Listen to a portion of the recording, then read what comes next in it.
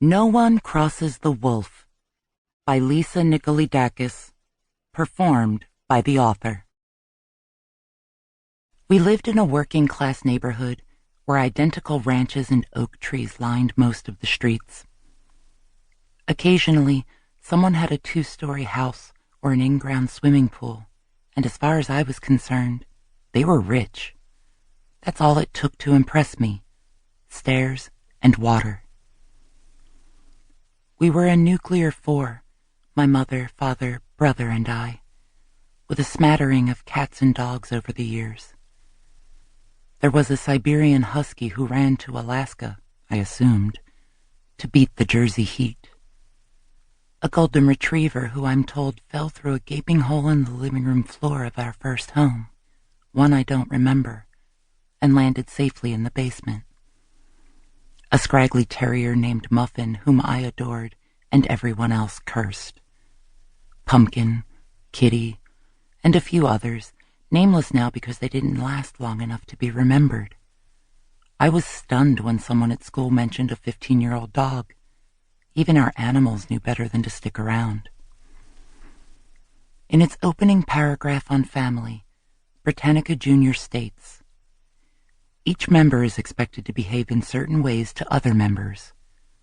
These ways of behaving are indicated partly by the community in which the family lives and partly by the traditions handed down by the older members of the family. People tend to behave in ways expected of them. Failure to do so usually means that they are not accepted by other people in the community." Expected drips with danger. Who monitors expectations?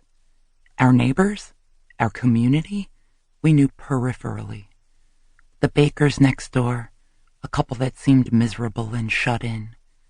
The Kellys on the corner, equally miserable and shut in. The weird house next to us that changed owners more often than the pizza shop up the street.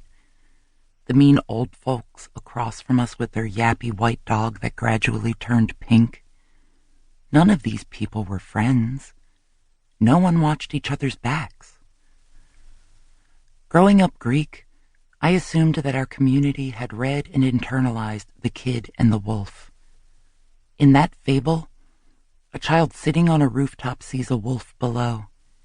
He pelts the animal with rocks and sticks, calls him all sorts of names. The wolf, slick as can be, looks at him and says, "It's easy to be brave from a safe distance." It's Aesop's "say that to my face, bro." Maybe people noticed that our family was off. Maybe I felt so isolated because we weren't accepted by others.